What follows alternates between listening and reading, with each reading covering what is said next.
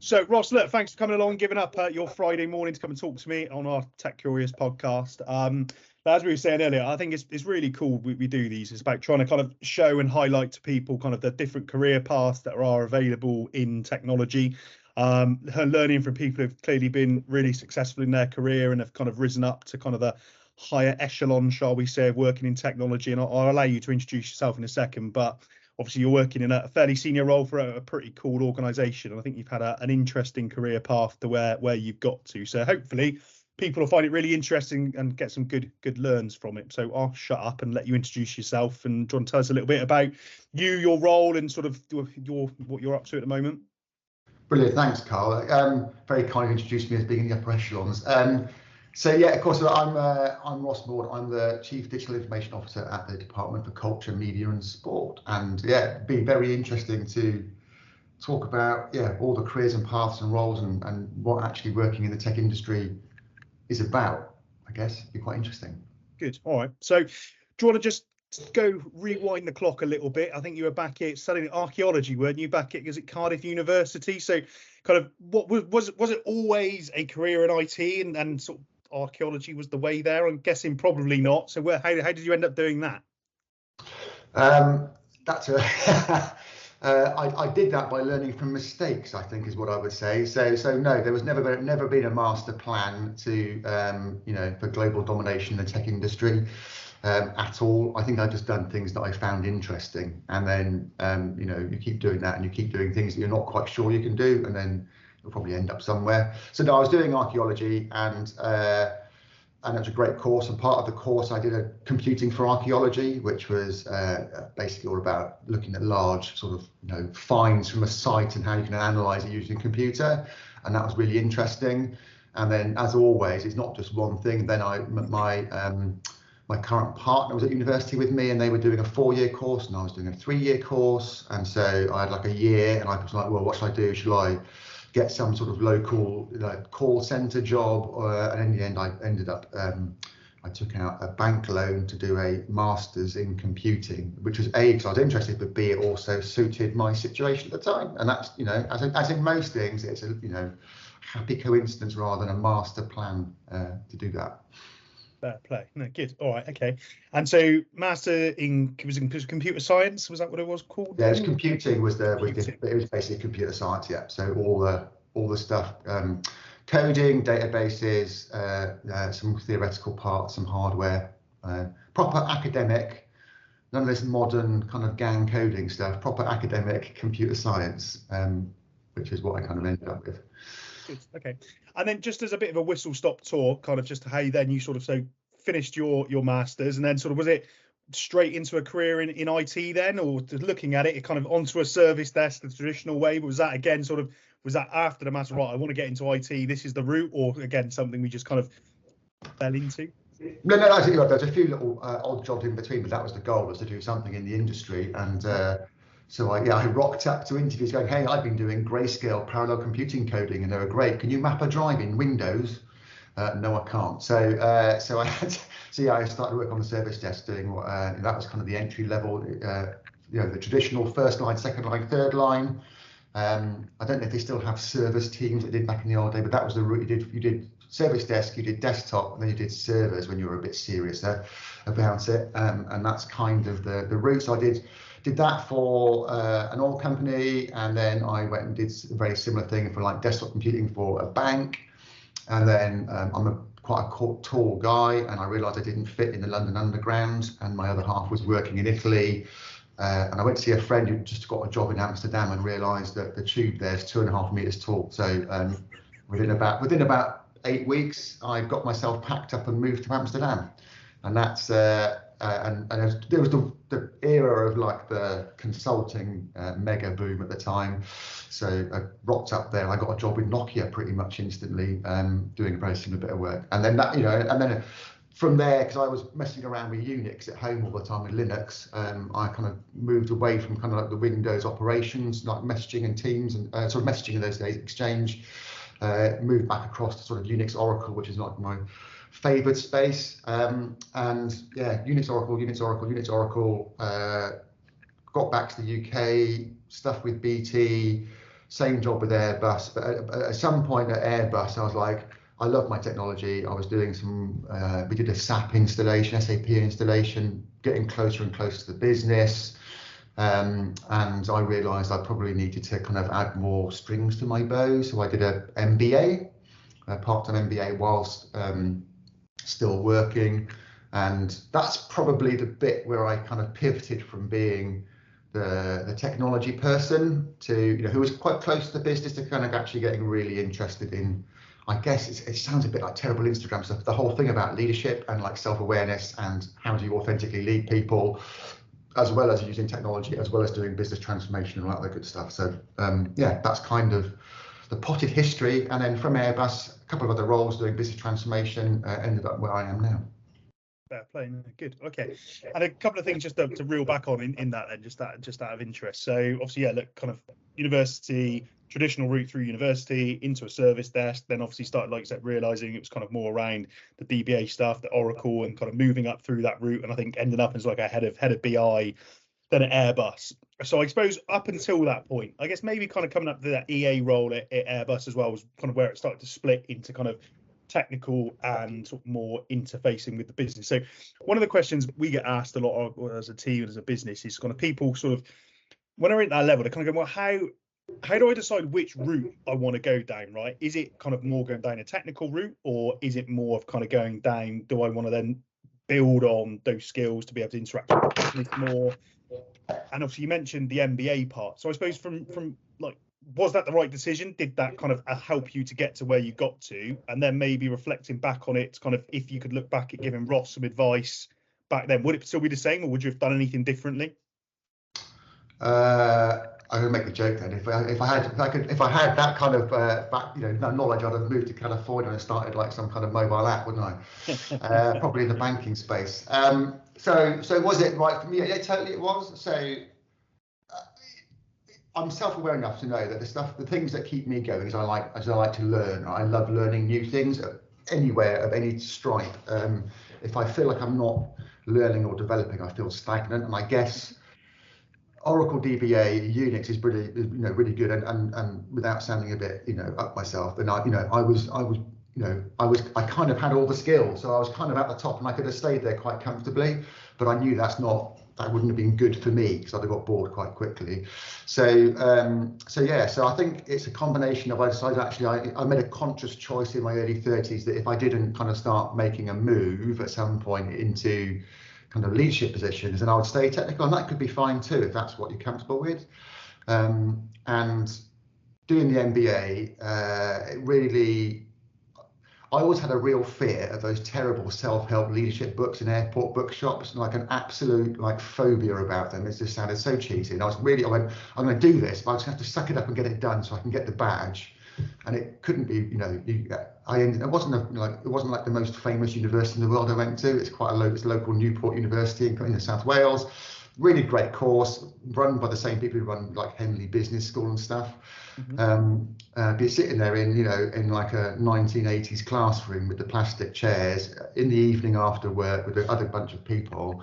But it was really inspiring actually, and like learning about leadership, learning about starting that whole conversation about financial awareness, operations management, leadership, international innovation, all those topics, and actually the conversations that come with it. Yeah. I found it was just immense. So I'd done lots of trainings, around technology stuff, and they're really cool too, and I love them. But it just opened up like a whole new sphere of knowledge and self-awareness, I guess, which sounds a little bit cheesy, but actually it totally was. So for me, it was absolutely the right thing. I remember being a bit daunted by it, and someone on the MBA course, one of the lecturers said, look, the view from the mountain is much better from the view at the bottom of the mountain. If you just keep trudging away, right, in 3 years' time, you'll have it done. Yeah. And so I kind of signed on the dotted line, and actually I had to write a business case for Airbus to support me, which was like write a business case, on which they approved, which was great. So okay. Yeah, got myself in there, and I thought it was brilliant. And that at the same time I was doing the MBA course, I also went to when was that? This would be like 2008, maybe 2007. I went to a Gartner conference. I got a freebie from someone to go there, and there's a load of people talking about this thing called enterprise architecture. Now, it wasn't new, but that's the first time I kind of came across it as a fully fledged model with all of the modeling capabilities and how you can actually change and transform businesses using techniques. And so it was like a twin track, both I'm learning about leadership and organizational planning and development, and I'm also in a work sphere that was like, and I went, right, I want to be an enterprise architect. How do I do that? So I was running the two things simultaneously. It very much felt like a bit of an inflection point, I guess. But again, mostly not planned, as in, apart from my decision to make a conscious move to kind of get more leadership positions, which is probably motivated a little bit by ego, to be frank. It's like, well, am I going to be this guy or am I going to be that guy? What am I going to do? I'm in my 30s, which had kids. What's the future roll forward for me? But actually, it turned to be everything the opposite of that. It was actually just really interesting doing that training. Sounds good. And then obviously now you're kind of probably sat at the other end of it, right? So now in your kind of your leadership role you're in, I guess you're hiring people into those roles that you were kind of doing your MBA for, that you wanted to get. So hypothetically speaking, like if you were to be hiring for sort of a head of or a kind of director that was reporting into you, how much value would you put on an individual having an MBA versus someone who didn't have that? And so I suppose what I'm saying is, if you had somebody who was in that position wanting that job and they hadn't had one, is it worthwhile going to do if they were looking for that? What, as somebody who employs someone in that position, I guess, what value do you see around that and when you're bringing someone into your team? So that's a really good question, right? So the honest answer is, as a technologist, I had no evidence of leadership, although I had to start getting sort of, business manager for Oracle or something, and starting to get, but they were positions that were based primarily on my technical skill. So I was like the best technician at that. So I got to lead a group of technicians, and there was an assumption that somehow I would just make it all work without any experience of leadership. So having an MBA helped me, because I actually went like the enterprise architecture, which is very strategic. So I'm starting to talk to people sitting on excos and boardrooms and senior leaders, and they talk in a language and they have an understanding of concepts because of where they are. And so the MBA, weirdly for me, was a shortcut to get to those conversations armed with the right language. Would I put any weight on it if I was interviewing someone?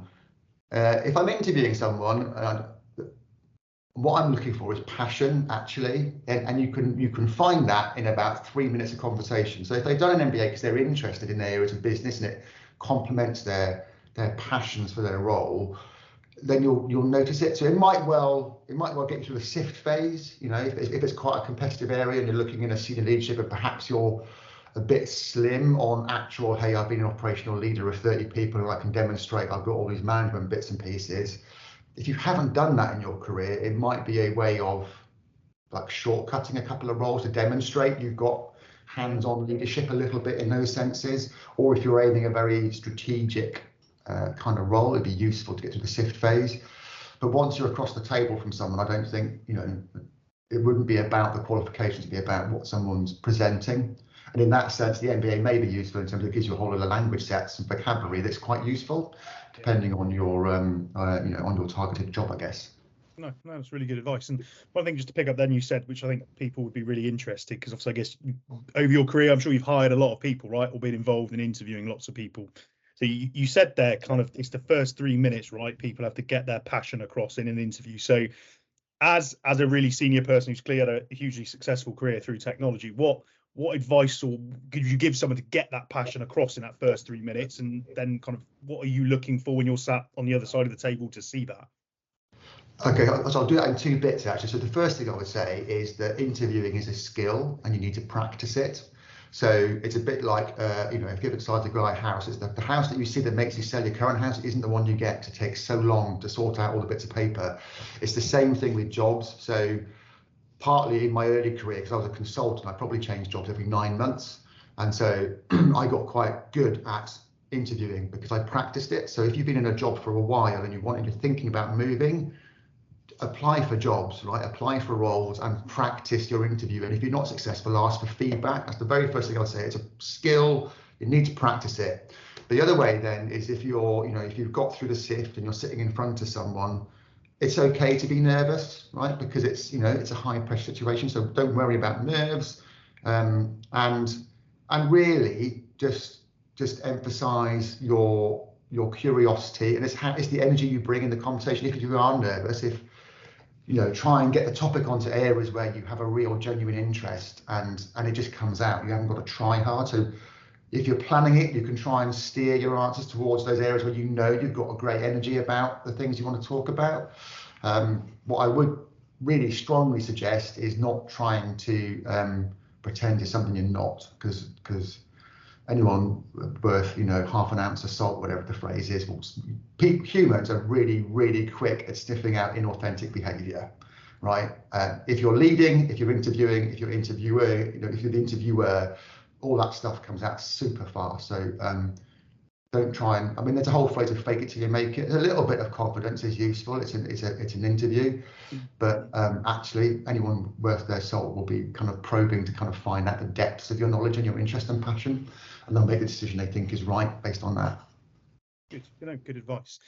And change the subject then, put you on the spot a little bit, Ross, apologies. But I guess, look, clearly people would look at you and people would kind of go, look, clearly you've had a hugely successful career and wow, look, I'd love to get to that kind of C-suite level role, right? And I assume probably most people would look at people in your position and kind of go, oh, well, they've had, apologies, they've had a great career path, right? No setbacks, no rejection. To obviously get to that level, it must be a walk in the park. So is there maybe kind of like an example, and you don't have to be too specific, but where you kind of had to deal with a setback or something's not gone your way in your career, and kind of how you handled that, and sort of then what the outcome of that was? So many is the short answer, right? So many. So I think so there is no perfect path, I think. So I haven't made it through sifts. I haven't made it through the sifting phase for jobs, in the last 4 or 5 years when I've started thinking about moving on from a role, and all the way back. So the setbacks happen all the time. I think, if you've made a decision to look for another role, whatever your drivers are, and then it's going to take a couple of goes to either craft the right covering letter or to practice and hone your interview technique to present yourself the best. That's normal. And then sometimes you get to a role and it's not what you think it is, right? But what I would say there is, I'm a bit old school. If you go for a job, you do 2 years. That's the rule, right? If you do anything less than 2 years, if I'm looking at your CV, you either look flighty or you haven't performed. And that's probably me being quite old school about it. But there needs to be genuine reasons why you've moved on quite quickly if you're, in a permanent role. So once you get somewhere, make the most of it. There's always opportunities to develop skills, and I guess nothing happens super fast, right? Everyone wants to get to the top in like 3 minutes. There's a whole bunch of skills, because actually the honest answer is when you're a senior leader, it's no longer a hard set of skills that you're deploying. You're basically dealing with complexity all the time. And the way you tend to deal with complexity is you're kind of making intuitive decisions based on experience. So those difficult periods of your career, or the difficult decisions, or the times where you had a bit of self-doubt but somehow came through it, those are things you lean back to when you're in a world of quite complex decision making. So I wouldn't try and jump there too quickly generally. Good. And then one thing I've never asked you, Ross, so I don't know, you mentioned, so have you ever contracted? Have you always been perm in employment? So I was perm for the first 9 months of my IT career, and then my next job that was permanent was my job at Airbus. So whatever that was, I can remember, it was nice, and like 5-6 years was all contractor. And I had a 2-year stint as a consultant as well later on. So the early part of my career was all contractor. Okay. Pre-IR35 and everything. Great. the good old days, eh? So I suppose, look, one of the questions I always like to kind of just delve into a little bit is obviously contracting in tech, right, is a huge thing, right? And it can be very lucrative, and it can be really interesting because you get kind of shorter stints, you get to go and kind of work in lots of different companies. Most of the time you kind of get thrown into a situation and you've got to be up and running within a matter of days, and then you've got to get in, fix it and move on. So in your opinion, is it worthwhile? Should everyone go and contract for some part in their career, or does it not really make much difference if you have or you haven't? I think it's horses for courses, really. So I think for me, contracting was great. It gave me really rapid exposure to a whole different set of technology in the technology era. It gave me the opportunity to move around different companies and experience different company culture. But that's not what people really talked about in the 90s. Was, company culture wasn't such a thing, and thank God that's changed. So I think it's really good to get exposure quite quickly of different working environments. And what it really gave me is a set of skills to kind of land somewhere and try and figure out quite quickly how to make things move and get stuff done. Because if you're being paid by the hour, then people don't give you an awful lot of time to switch on and demonstrate value. As someone told me, you can ask a question twice. He said, if you answer it the first time and you forget, fair enough. You ask the second time, you write it down. If you're asking me a third time, I'm starting to consider why I'm paying you all this money. So it's good in that sense of like, you land somewhere new. Where's the chocolate machine? Where's the coffee machine? Where's the toilets? Who do I speak to? How do I get access?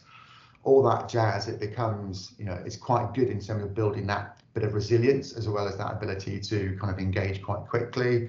But for some folks, that might not be what they want to do. They might want to get more long-term experience in an organization where they grow those networks and keep them longer. So I think it's horse for courses. It wouldn't be a positive or a minus on, if I was looking to recruit someone. But I'd just be interested to know how and why they did what they did, I guess. And that's a really interesting point, and that's kind of I'd like to get your opinion on this, right? Because obviously, kind of going from perm to contracting is relatively easy, I guess. Either a lot of people either find themselves get made redundant or whatever, and go right, I'm going to go contracting, or they make the big bold move to hand their notice in and then go right, I'm going to back myself and go and find a contract job. So, and people taking on contracts from a perm background are always less concerned about it, but the other way around then can sometimes be quite tricky. If you've been a contractor for 4, 5, 6 years and you're wanting to take that jump into a permanent role. So 2 questions in that. One, kind of from a hiring manager's perspective, I suppose, what is your view on that? And what are some of the things that you kind of look out for that would make you think, actually, yeah, look, this person could be really good to go from contracting into a permanent role, or do you not even worry about it and it's no concern? So I probably wouldn't ask particular questions. Maybe I think there's a question about if you're, so I'm working for the civil service at the moment. So we want people to come in and have a great career in the civil service.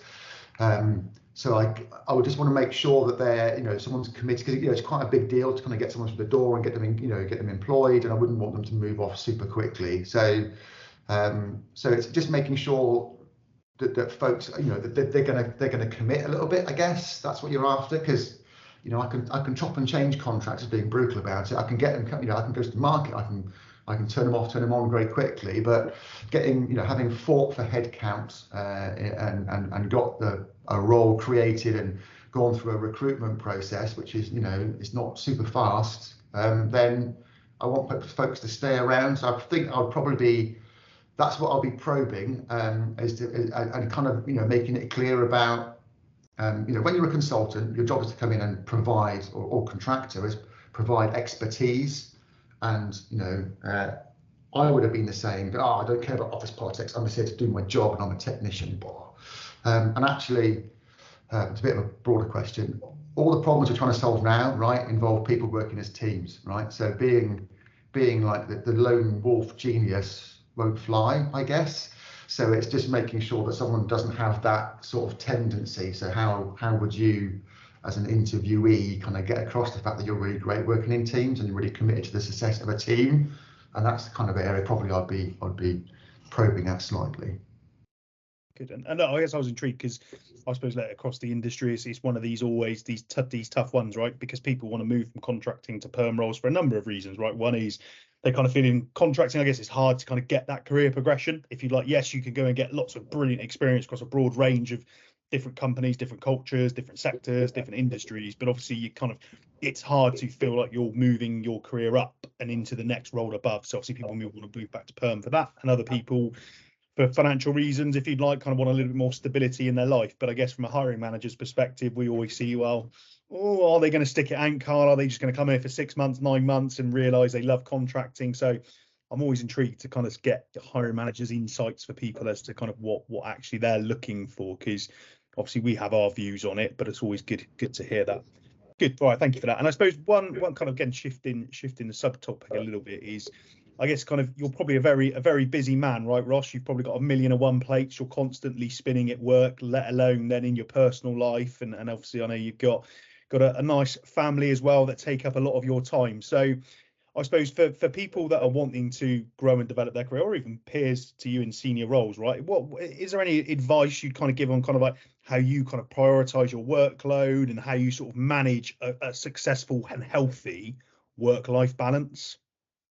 I think if I had the answer, I'd have written a book by now, and I'd be sipping cocktails somewhere. So I think it's a matter of priorities, right? So there are times when you might need to prioritize a piece of work, but there are times when you need to prioritize your family or your health or whatever. And I suppose it's recognizing when's the time to do those things a little bit. So yeah, I mean, work, there's always enough work, right? It's an all you can eat buffet of work all the time. So at some point you have to start selecting which bits of work you want to prioritize and how you could, you know, delegation is not a way of just giving someone else to make it go away. It's actually thinking about who's best fit for a piece of work, how it would develop them, etc. So I think the main thing is to recognize you can't, I think trying to balance, for me personally, trying to balance it is about choosing my priorities carefully and recognizing my priorities will change from week to week or day to day. So, you know, if one of my children's unwell, then quite frankly, that's number one priority, and that's the end of discussion, and I'm going to go and deal with it. But I would try and very quickly go, hey, those 3 bits of work they're floating around, can you pick them up for me? So, you know, and I'll check in later on. Sometimes there's like a really busy period of work. You've just got to go, folks. I'm less available, but if you need me, shout. To my family. So it's just a matter of recognizing it can't be all one thing, I guess. And like I said, I'm not saying that I'm perfect or the most successful at it, but it's about finding what works for you, I guess. Good advice. Okay, and then kind of changing the subject again then. So I suppose one of the things we spoke about before we hit record, right, was kind of obviously technology as a whole. There's a lack of people, right, a lack of skills to be bringing into the market, and then there's a STEM sort of sector as a whole, really. So I guess what's your opinion on how we can be kind of bringing more people in and sort of, I guess, encouraging, because I think, as we said, sort of a lot of people, I think, sometimes assume technology, you need to come from kind of a computer science, a mathematics background, you need to be very technically minded, very analytical, but I think there's a lot more to tech than probably what a lot of people may assume it is. So what's your opinion on maybe some of the, setting aside the traditional IT focused roles, what are some of those other roles that you think people can come from outside of a traditional tech background, and then what's some of the advice you'd give to someone who is thinking about it and maybe a career changer? What's your kind of take on this big broad question? Right, so this is one of my favourite topics. So my fundamental view is that what we do with data and technology is to support businesses or organisations or charities, whomever, to be successful. And generally, what that means from a day-to-day is creatively solving problems, right, in a team together. So the main thing, actually, I would say, is creativity. So coming from having any kind of creativity, any kind of enjoyment of structurally solving problems. Is what you need to have a passion for, because the technologies come and go. I mean, I've forgotten how many programming languages I've learned and forgotten in my career. None of them are relevant anymore, but what it did teach me to a degree was to problem solve both as an individual, but then also more importantly as a team. And we talked earlier on about it, that we know like no one's, you don't hear about the kind of the individual genius coder who wrote this amazing game stroke program anymore, because it's just too complex to do that. Actually, what you hear about are teams of people working together to solve problems, and needing the bits of experience and skill from every part of life to do that. So my first thing I'd say is don't consider a lack of hardcore technical skills a barrier to entry. We want everyone, and every bit of experience you have counts in problem solving. So that would be, no, and actually I've got a really sad metaphor for it, which is one of the things before I did IT is I was doing my archaeology degree, I wanted to be a deep sea diver. So I went to go and speak to the deep sea diving training companies, and they said, great, you want to be a deep sea diver? Yes, yes, yes. So what can you do? Well, I want to dive. But no, diving's how we commute, right? When you get there, you've got to do something like weld or like pipe work. And I was like, oh, I can't do it. I can dig holes, not really good. But that's what I think about in terms of like technology. So technology is how we commute to the problem. And when we get to the problem, we're solving it, right? So it's not actually about the hardcore technology skills, but they are super useful. If there's a particular technical blockage, you want one of those like really deeply technical folk, but generally you want T-shaped people who can solve a lot of problems together in a group. So if you're interested in getting into it, there's a whole range of roles and jobs which cover the whole spectrum from like, you know, hardcore DevOps, you know, kind of end of the scale, to folks doing a whole range of like different roles that are all absolutely valued and equal and required to deliver services or, you know, that work either internally or externally. And that includes working in a group, you know, working with a team, working with other stakeholders. So all those things work. I think find anything that interests you actually would be, so if you don't think, right, I've got to go and learn, I'm trying to think of a modern programming language now, I'm failing, I don't know, C++ or YAML, I'm going to go and do a course on whatever. Actually, anything works. Find any of the crossover courses and find the bits that interest you. You know, you can do like, if you've got a degree, you can cross over masters. If you haven't got a degree, you can find apprenticeships. You can find roles doing really sort of like entry-level work, and just kind of, and that gives you a chance to have a look at what's going on. So don't consider a lack of formal science or computer science training as a barrier, because we need all folks. We need computer scientists, but we need folks who've got lived experience too, I guess. Good. And you mentioned one of the points I was going to ask, and we can discuss a bit further if you can, is I suppose, again, traditionally people think to work in technology, you have to go and get yourself a degree, right? And obviously university is not necessarily accessible for everybody. And I suppose kind of, if you're looking at, especially over the last few years now, you mentioned one, sort of the IT apprenticeships. I mean, that's something that even we've seen grow hugely, but it'd be good to get your opinion on that. And then the other element are kind of, if you'd like, kind of, I suppose, kind of career changes. So looking at some of the boot camps that are out there.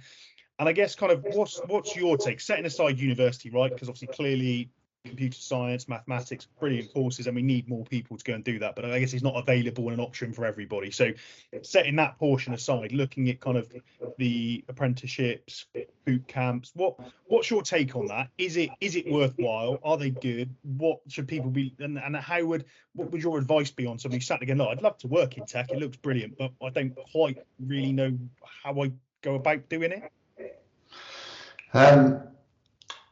I think it's finding a route that works for you, right? So I guess if you're able to meet the qualifications for like a master's conversion course or something, and you're in a space in your life where you can either take the financial hit or a loan or whatever, then cool, that's a really great way of doing it. And and that will probably move you across a slightly higher level than an apprenticeship will. So maybe you can consolidate some experience you've already got now. That's great. I think apprentices are brilliant. You're getting paid to learn. They're fantastic. I think there are boot camps too. There are also organisations who will do boot camps with kind of like a guarantee of work. They might suit you too as well. I mean, just be aware about the conditions that they often come with. There's a range of those things, I think I would say. So make sure you understand what you're signing up for. But I think all of those provide a route actually, and it's important that it's not just STEM degrees. And I'm really quite keen on this stuff. So I think only 36% of the people who exit STEM degrees don't identify as male, right? So, and we've got a big problem about diversity in our industry. I don't have the stats on the whole D&I stats for STEM, but I do know those are some published figures about gender diversity. And so if we're relying on that pipeline to come in, we're only ever going to get a pipeline that doesn't represent our population or allow us to get the best talent. Because actually we want every experience to be able to solve problems properly. So find a route that works for you, and there are loads of them and they are all valid. I think it's just, honestly, once you've got your first role and you can demonstrate some experience, however you got it, be it apprenticeship, be it boot camp, be it through a master's placement program, whatever, then you'll see all the opportunities that exist in the world of digital, and they are vast. Actually, it's part of everyday life. No one's running a business on pencil and paper anymore, right? So there's a role somewhere for everyone. Good, thank you. And then the final one, and a couple of just quick fire ones for a bit of fun at the end. Looking kind of the other end now, rather than people kind of getting into IT, the people that have been sort of sat in sort of their roles and for a little while now, but are kind of looking at where you are and kind of going, wow, look, I'd love one day to end my career or kind of get to that level in tech. So one of the questions I get asked a fair amount is around sort of like mentors. I don't know, is that something you've ever kind of leaned on or been asked for? And then sort of what's your opinion and views on having a mentor, whether it be in technology or maybe someone outside of technology to offer some different opinion and guidance? What's your thoughts on that? And is it useful? So I haven't done mentoring, but I did do some coaching, some executive coaching actually, which I found really useful. I think it's whatever works for you. So the thing that worked for me was the MBA and the group discussions in the MBA classroom, and doing that for 3.5 years. After work for 3.5 years. That brought a lot of self-awareness and knowledge. So I didn't have. I have had a couple of mentoring relationships, but actually, what I tended to do is identify leaders who, for whatever reason, their approach I admired, and often that would be, just for me personally, about people who presented as being really authentic in their leadership, both both their strengths and weaknesses. And so I would identify those leaders, and I would work closely with them, and I would just I would observe and watch and discuss and try and take the information in a non-formal mentoring mentee relationship. But I think if you want to formalize that and you've got the opportunity to do it, or you want to move to the next level, and you think that you found a mentor who can help, I would take it. I mean, the short answer is just be curious and try everything. And that's honestly, if you want to know, it's like this impressive job title. Actually, I've just remained curious. I still am curious. I read anything, and I'll speak to anyone, and I'll just try and learn as much as I can all the time. And that's I'm just find whatever works for you. So if it's mentoring, brilliant, go and do it. If it's giving back as a mentor, if it's having a conversation with someone, reading podcasts, whatever, just find the stuff that keeps you curious, I guess. Good. No, thank you for that. That's some good advice. Right. So the fun bit, the 3 quick fire questions, right? Keep you on your toes. So one of them's a bit of an obvious one, right? So if you could go right back to the start and give yourself one piece of advice from everything you've learned, what would that one piece of advice be? God, there's so many. My bit of advice would probably be you are good enough, I guess. We all suffer from imposter syndrome. Actually, you are good enough. Good. All right, I'll take that. Second one, if you could learn any skill or subject instantly, what would it be and why? It'd be another language, probably Italian, just because it's a beautiful language, and it's and who wouldn't want to be able to go and work somewhere like Italy with the food and the drink? Yeah, I'll give you that. And then the final one, what's the most innovative or game-changing piece of tech you've come across recently, and how do you think it will impact society in the future? Oh my gosh, I'm gonna have to go there. I'm gonna have to go there with I think where AI will take us, not in the we talked earlier briefly, not in the end of the world Terminator scenario. I think the ability to automate some mundane bits of work, but we're a long way from it actually being operational, I guess. I think we're very much in the early foothills. That or robotics, one of those two, what I would pick. Good, brilliant.